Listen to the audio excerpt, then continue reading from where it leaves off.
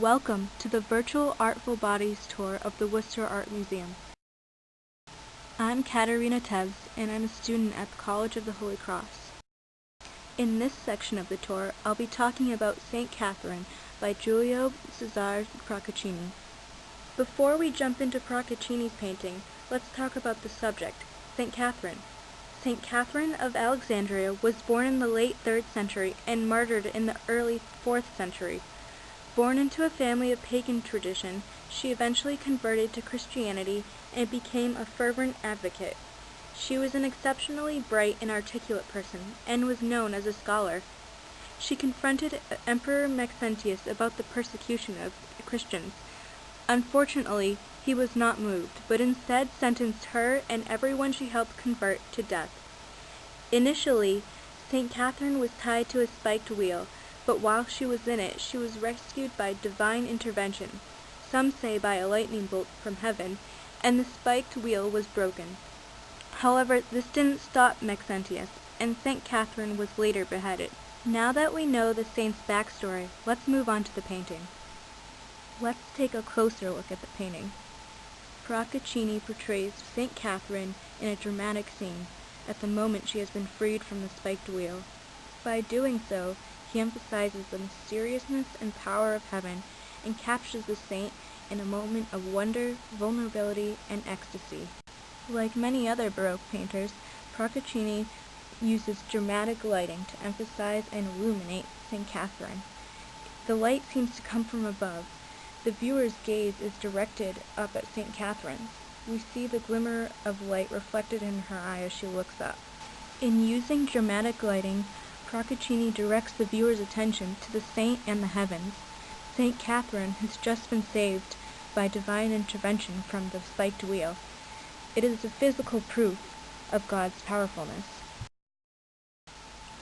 The light reflected off the metal spikes of the wheel and the chain around her stomach calls the viewer's attention back to the violence that has almost just taken place, and emphasizes that no man-made device can conquer faith. By painting her in the torture device, Procaccini presents St. Catherine as vulnerable and susceptible to man's violence. She is exposed, half naked with her dress around her waist. She covers her chest with her arms and pulls a shirt or veil around her. In painting her like this, Procaccini stresses her vulnerability. Conversely, one might also argue that Procaccini depicts St. Catherine in a moment of ecstasy. Her expression is reminiscent of Bernini's Saint Teresa of Avila, and reflects the bliss one can gain through one's faith. Through her faith, she has been saved by God and has achieved this pleasure. Her posture is almost sensuous. Her loose hair cascades down her back and down her bare chest, and she holds herself in wonder. It is only with a glance at the chains around her waist when we remember that violence has almost occurred. The vulnerability, ecstasy, and violence of St. Catherine are conflicting and make Procaccini's portrayal complex and intriguing. By making St. Catherine complex and intriguing, Procaccini draws the viewer into the drama of the moment and allows the viewer to empathize with her. Procaccini paints St. Catherine realistically. She looks extremely lifelike. The top exposed part of her body looks fleshy and has a skin-like texture. She's human and fleshy like us, and with this similarity, we can relate to her and empathize with her situation more. We can connect to her because of this. She is a physical, transient being. By painting St. Catherine like this, Procaccini seems to be suggesting that we, too, can achieve the spiritual connection she has made. Religious art like St. Catherine was popular in the 17th century. Let's step back from the painting and see what was going on when it was made. St. Catherine was created in the early 17th century during an artistic period called the Baroque. Through the use of dramatic lighting, bright and warm colors, movement, and balanced compositions, artists such as Bernini and Caravaggio, the top Baroque artists, captured often emotional and intense moments in time. Beginning in the 16th century and continuing into the 17th century, the Catholic Counter-Reformation grew out of Rome and spread through Europe. It was a reaction against the many branches of Catholicism, such as Protestantism, that had grown recently, and it was also a movement to strengthen the church. The Roman Catholic Church needed to strengthen the faith of believers and also draw in those who had strayed into other branches of Catholicism, and art was the perfect way to do this. In turn, the Roman Catholic Church became a sort of unofficial patron of religious art, and thus painting of religious scenes increased throughout Europe. This religious art would shepherd people to a better relationship with God by vividly presenting the suffering and devotion of saints, martyrs, and Jesus. Contrary to what you might think, the Catholic Church actually endorsed the depiction of ecstasy in religious art. It was another way to make followers connect to the saints' spiritual experiences. Ecstasy began to be related to spirituality in the late Middle Ages and was originally thought of as rapture. However, later, ecstasy came to be understood as being completely removed from your senses. To be in ecstasy was to be completely spiritually absorbed. An artwork's portrayal of ecstasy could be both spiritual and sexual in nature, as made famous by Bernini's Ecstasy of St. Teresa of Avila. Its sexual nature of ecstasy allows viewers to relate St. Teresa's spiritual experience on a physical level.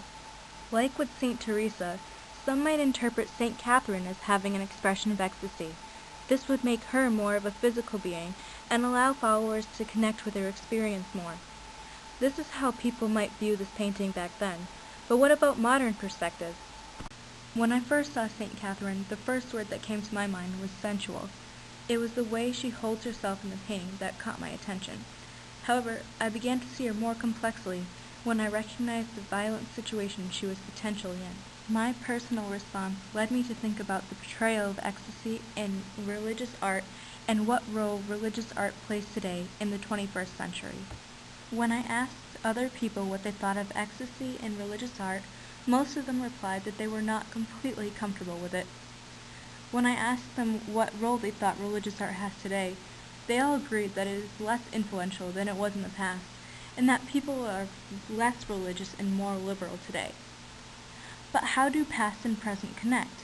During the Counter-Reformation, religious art, even works that depicted expressions of ecstasy, was supported by the Church because it was a way to reach believers and help them achieve a spiritual connection with God. It was a way to help followers relate to important individuals in Christian history and to make those individuals human and physical. Portrayals of ecstasy also helped with this because it was another way for viewers to physically relate to the saint's spiritual experience. One can easily see the sensuousness of St. Catherine. Today, the Church is not actively fighting its many branches, and thus religious art is not as needed, and portrayals of ecstasy not as accepted, as there is less of a need to relate to believers in this way. Because of this, followers seem to be less comfortable with religious art containing ecstatic expressions. In the 21st century, Catholic religious art seems to be more abstract and conceptual, relying less on lifelike figures to convey a spiritual message. Thanks for watching this video. To find out more about St. Catherine, click on the links in the sidebar.